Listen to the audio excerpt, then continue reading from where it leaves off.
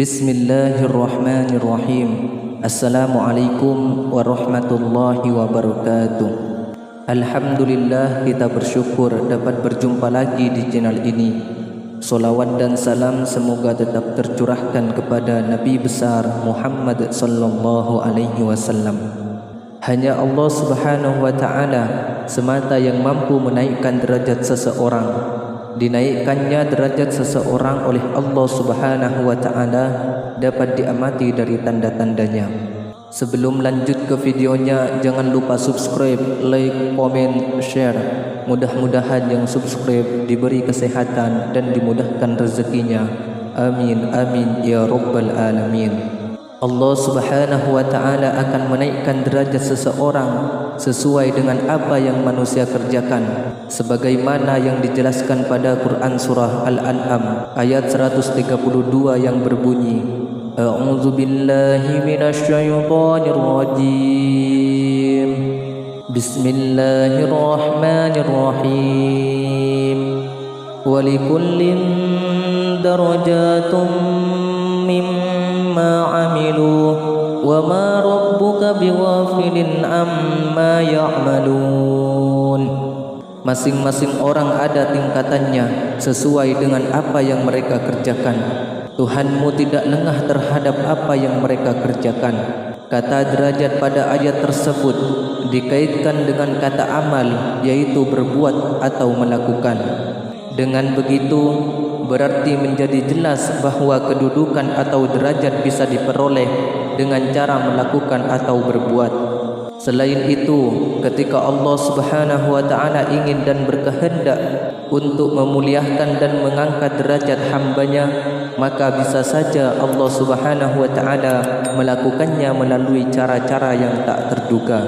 Tanda-tanda Allah Subhanahu wa taala menaikkan derajat seseorang: 1. Ditimpakan musibah kepada seseorang. Abu Abbas dalam bukunya berjudul Rahasia Terlengkap Dahsyatnya Mukjizat Salat Tahajud menjelaskan bahwa musibah yang menimpa manusia dapat membawa berkah dan mengangkat derajat seseorang.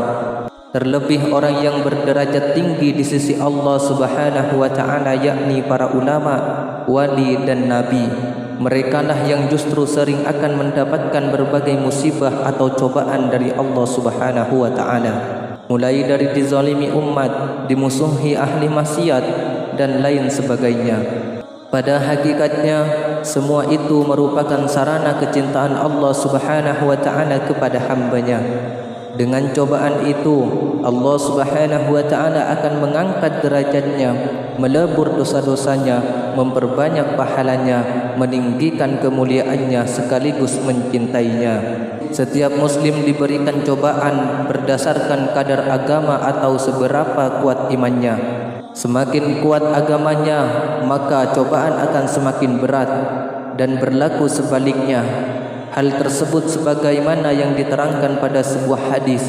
Seorang sahabat bertanya kepada Rasulullah sallallahu alaihi wasallam, "Wahai Rasulullah, siapakah manusia yang paling dahsyat cobaannya?" Nabi sallallahu alaihi wasallam menjawab, "Para nabi, lalu orang yang paling mulia di antara kalian, kemudian orang yang paling mulia lagi di bawah mereka." Setiap orang akan diberi cobaan menurut kadar agamanya, sehingga jika ia dalam hal agamanya kuat, maka beratlah cobaannya. Namun jika dalam agamanya lemah, maka ia diberi cobaan sesuai kadar agamanya. Cobaan akan senantiasa menyertai seorang hamba sehingga membebaskan hamba itu berjalan di bumi ini tanpa ada dosa lagi padanya. Hadis riwayat Ahmad, Tirmizi dan Ibnu Majah. Dalam sebuah riwayat lain diterangkan juga bahwa Allah Subhanahu wa taala akan memberikan seseorang musibah melalui tubuhnya, hartanya atau anaknya. Jika mereka bersabar, maka Allah Subhanahu wa taala akan menaikkan derajat hambanya tersebut. Sebagaimana sabda Rasulullah sallallahu alaihi wasallam, jika seorang hamba telah mendapat ketetapan sebuah derajat dari Allah, tapi ia tidak dapat mencapainya dengan amal ibadahnya, maka Allah akan memberinya cobaan pada raganya, atau hartanya, atau anaknya, Kemudian Allah memberinya kesabaran sehingga Allah menyampaikannya kepada derajat yang telah menjadi ketetapan untuknya dari Allah Subhanahu wa taala. Hadis riwayat Ahmad.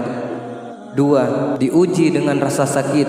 Dijelaskan dalam buku bimbingan orang sakit karya Syaiful Hadi al-Sultan, ketika seorang muslim sedang mendapatkan sakit, hendaklah ia berbaik sangka kepada Allah Subhanahu wa taala. Pasalnya, sakit yang diterima tersebut bisa saja sebagai bentuk kepedulian dan tanda cinta kasih Allah Subhanahu wa taala kepada dirinya, sekaligus sebagai sarana bagi Allah Subhanahu wa taala untuk memuliakan dan mengangkat derajat dirinya. Dan memang begitulah kebenarannya, asalkan orang yang sakit tersebut menerima sakit yang dideritanya dengan penuh kesabaran, lapang hati, ridha dan berserah diri kepadanya. Rasulullah sallallahu alaihi wasallam telah menegaskan dalam hadis, sesungguhnya orang-orang yang saleh akan diberikan cobaan yang lebih berat kepada mereka, dan sesungguhnya tidaklah menimpa seorang mukmin suatu bencana, meskipun itu hanya berupa duri yang menusuknya atau sesuatu yang lebih dari itu, melainkan semua itu akan menjadikan dihapus satu kesalahan dari dirinya dan diangkat satu derajat tingkatan atasnya. Hadis riwayat Ahmad, Ibnu Hibban dan Al-Hakim. Terdapat riwayat lain yang menjelaskan hal serupa. Rasulullah sallallahu alaihi wasallam bersabda, rasa pusing yang dirasakan oleh seorang mukmin, atau duri yang menusuk tubuhnya, atau sesuatu yang membuatnya merasa sakit, maka semua itu akan menjadikan Allah mengangkat derajatnya sebanyak satu derajat, satu tingkat kemuliaan, dan Allah pun akan menghapuskan dosa-dosanya besok pada hari kiamat. Hadis riwayat Ibnu Abi Ad-Dunya. Dari penjelasan kedua hadis tersebut, kita dapat simpulkan bahawa selain diangkat derajat seseorang yang sedang sakit, juga dihapuskan segala dosa-dosanya. Terima kasih kepada teman-teman yang sudah menonton video ini. Semoga bermanfaat. Wabillahi taufiq wal hidayah, waridha wal inayah, wal afu minkum. Wassalamualaikum warahmatullahi wabarakatuh.